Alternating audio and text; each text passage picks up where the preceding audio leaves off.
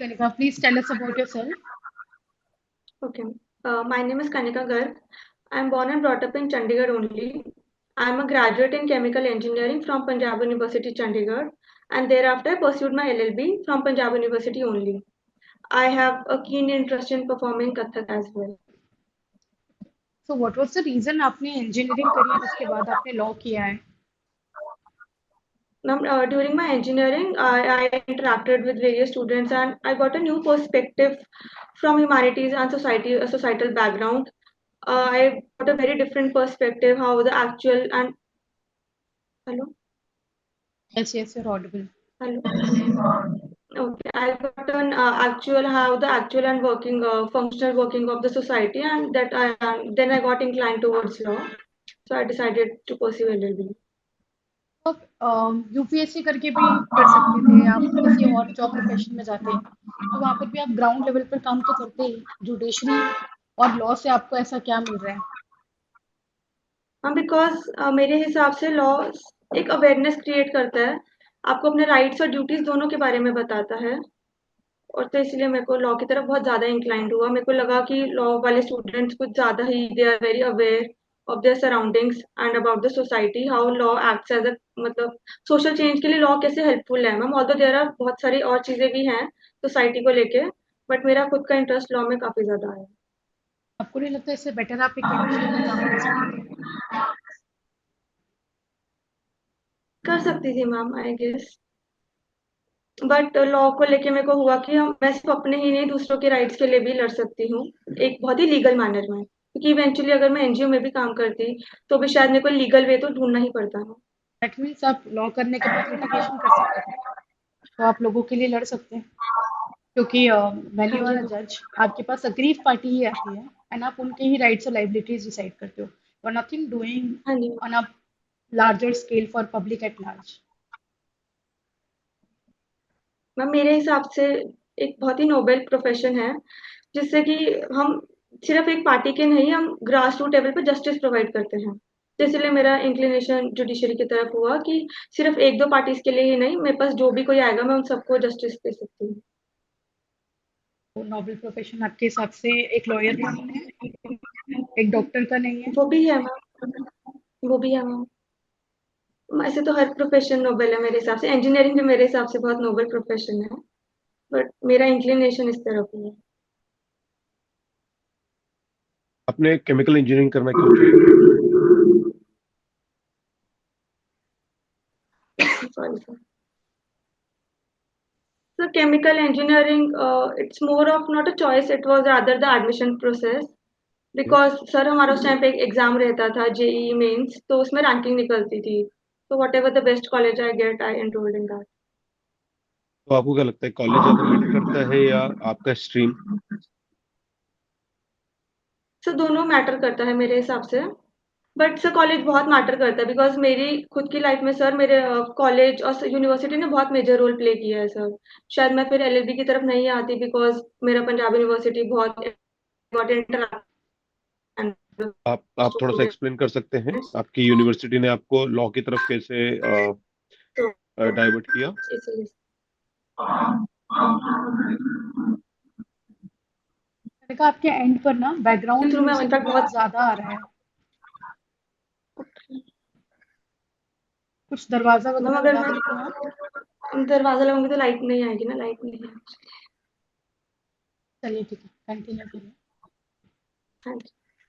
आप, आप sir during my engineering मैंने जैसे एनजीओ वगैरह में काम भी किया, और मैं थोड़े इवेंट्स वगैरह ऑर्गेनाइज कराए, तो मैंने बहुत लॉयर्स वगैरह से I got the opportunity to interact.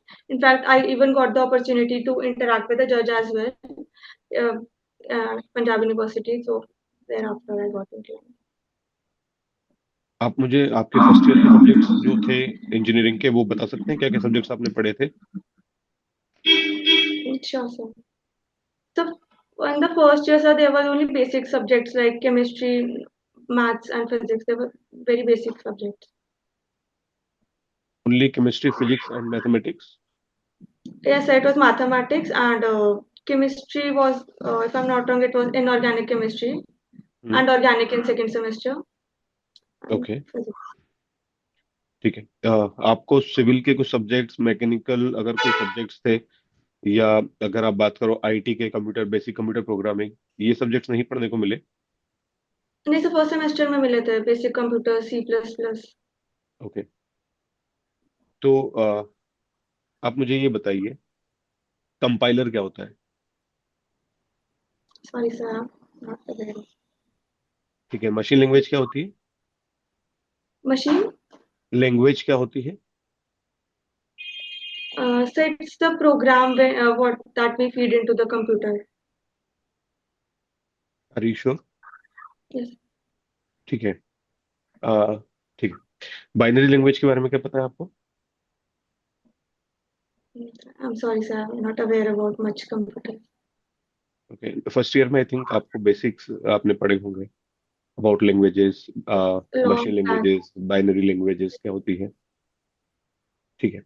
तो 4 साल में आपने जो पढ़ा आपके इंजीनियरिंग में, आपको कुछ याद है उसमें से? आप कुछ बता सकते हैं?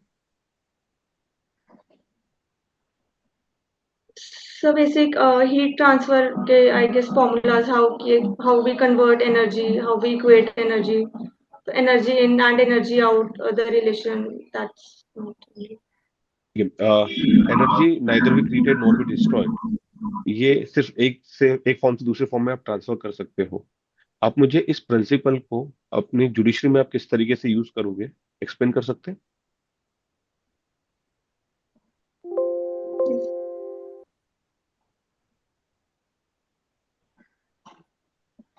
Okay, so energy can neither be created nor be destroyed. Sir इसको हम लोग ऐसे यूज कर सकते हैं कि लाइक अ जज sir, he conveys his ideas to his pen only. तो sir he needs to be unbiased and impartial and integral towards his audible. हाँ। हेलो। ओके। आपका मेजर प्रोजेक्ट क्या था?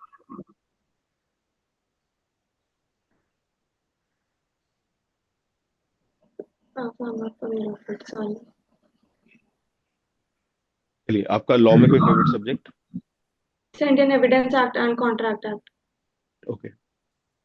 ये बताइए आप मुझे कि what do you mean by police officer under section 25 and 26 of Indian evidence act? Okay. The police officer is any such person who has control over the accused. It is not necessary that the accused needs to be behind bars only. It can be anywhere else as well, but the police officer or any such officer should be present there. ये आप police custody बता रहे हैं, police officer बता रहे हैं?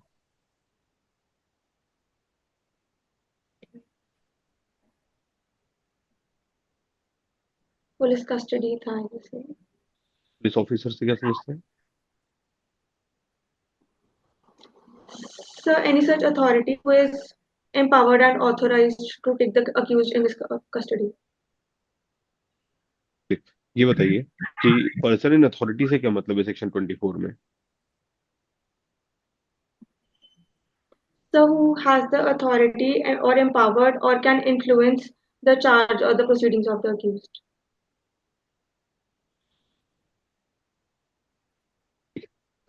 ये बताइए आप मुझे कि एक डॉक्यूमेंट है 1994 में बना हुआ है, वो उसको 2020 year, in the year of 2020 उसको कोर्ट में प्रोड्यूस किया जाता है, पर उसको एविडेंस के रूप में यूज लिया जाता है 2025 में, 2025 में। तो क्या सेक्शन 90 की प्रिजम्पशन उस डॉक्यूमेंट के ऊपर काम कर सकती है? Sorry sir, can you repeat it? 2020 में it was। Document produced before court, हाँ जी सर। 1994 का एक डॉक्यूमेंट था, उसको हाँ जी। 2020 ईयर में प्रोड्यूस किया गया है, जो कि 26 साल हाँ होता जी। है। हाँ जी। उसको एविडेंस के रूप में यूज किया जा रहा है इन द ईयर 2025। तो क्या यहाँ पर सेक्शन 90 का प्रिजम्पशन काम करेगा या नहीं करेगा? No sir, because it is said कि at when the evidence is it has been produced as an evidence, then it should have been 30 years old, but it's already more than 30 years. यहाँ पे presumption काम करेगा या नहीं करेगा? No sir. ठीक है। ये बताइए कि डीएनए टेस्ट को लेकर के क्या अभी स्टेटस है 112 के रिस्पेक्ट में? Thus, although Section 112 of the Indian Evidence Act provides for a conclusive proof as a presumption, but although it can be denied only on the basis if there is non-access between the parties. So, but various judgments had also held that the DNA, being a scientific and a more accurate piece of evidence, can rebut the conclusive proof evidence. Ma'am, क्या sir?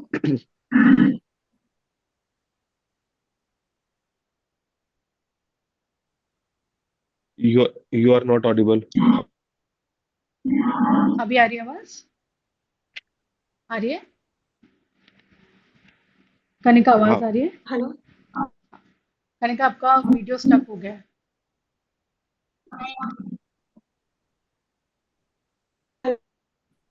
Hello Kanika, हाँ आपको आवाज आ रही है ना? आपका video stuck हो चुका है।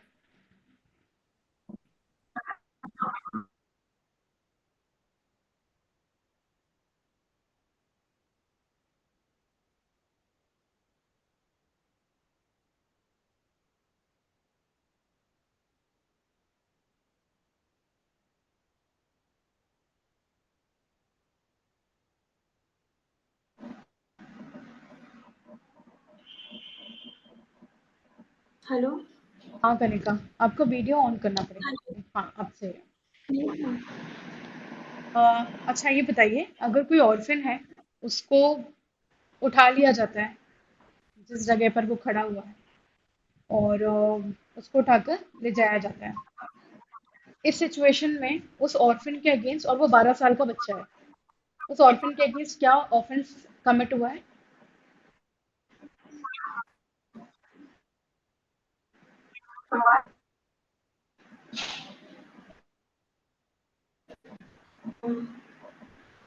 Abduction was kidnapping because he was not under a lawful guardianship.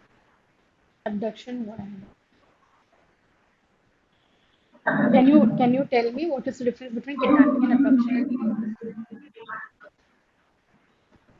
Ma'am, in kidnapping, first of all, the age of the minor is available, but it is not the same in abduction. In kidnapping, secondly, in kidnapping, the person should have been kidnapped under without from the lawful guardianship of the person of the guardian, but it is not the same in abduction. And abduction is a continuing offense, but the kidnapping is not the same. Section 25 of Indian contract act and section 18 of limitation act, इन दोनों में क्या difference है?